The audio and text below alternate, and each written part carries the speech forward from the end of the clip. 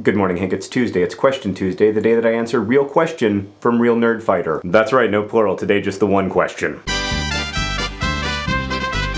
Hi, I'm a 15-year-old girl named Katie. No, you're not. You're John Green sitting slightly farther away from the camera. Right, no, I realize that, but I'm quoting a 15-year-old girl who wrote us an email. Oh, alright. I'm not very popular. How do I get boys to like me? Thank you for your question, Katie. Let me begin by acknowledging that I am not an expert in the field of 15-year-old boys. In fact, Katie, putting aside the question of how to get boys to like you, I don't know how to get boys to like me. Katie, I don't know if you know this, but all of our videos, except for the ones that feature giraffe sex as the center screenshot, are watched by nearly 3 times more women than men. So Katie, my first piece of advice to you is that if you want to get boys to like you, you should become a giraffe. And then have yourself videotaped getting your giraffe freak on. So Katie, from what I can tell, there are about 6 ways to get 15-year-old boys to like you. The first way is, of course, to become a giraffe. The second way is to become World of Warcraft. The third way is to be something called hot. Now, Katie, I would argue that there are at least 2 distinct definitions of hot. There is the, normal human definition, which is that individual seems suitable for mating. And then there's the weird culturally constructed definition of hot, which means that individual is malnourished and has probably had plastic bags inserted into her breasts. Now, boys may find that hot now, but I don't think there's anything inherently hot about it. I think if you went back to the 18th century and you asked a 15-year-old boy, would you like to marry a woman who has had plastic bags needlessly inserted into her breasts?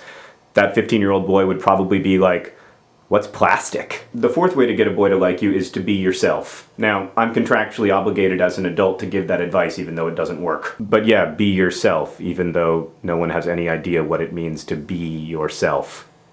Whose self would I otherwise be being? The fifth way to get boys to like you is to meet their expectations by acting like you're an idiot. There's this famous poem by Cummings that partly goes, "The best gesture of my brain is less than your eyelids flutter," which says we are for each other. And nothing against the quality of that lady's eyelid flutter, but why is it that women's eyelids are always fluttering while men's brains are always working? So yeah, you can buy into the cultural constructions that young women are supposed to be stupid and awkward and eyelid fluttery, which of course, Katie, is totally easy to do because sometimes you feel stupid and sometimes you feel awkward and sometimes you want to get all eyelid fluttery. But the great secret of boys, which they are right now denying in the comments of this very YouTube video, is that sometimes they feel stupid and sometimes they feel awkward and sometimes they feel all eyelid fluttery. When you realize that all brains gesture and all eyelids flutter and everybody feels awkward, boys will like you because we will be scared of your knowledge. The sixth way to get boys to like you? Consider different boys. Katie, I have 2 words for you. Nerd boys. Katie, I know that nerd boys don't sparkle in the sunshine, but they're sensitive, they're caring, they're sweet, they'll do nice stuff for you. They're a little bit needy. I will grant you that they're a little bit needy. Oh, and lastly, let me explain something briefly to boys. Gentlemen, nerd girls are the world's greatest underutilized romantic resource. And guys, do not tell me that nerd girls aren't hot, because that shows a Paris Hilton-esque failure to understand hotness. Hank, I'll see you tomorrow. I'm so excited for Song Wednesday, I gotta do a little dance. Dance, dance, dance, dance, closing move!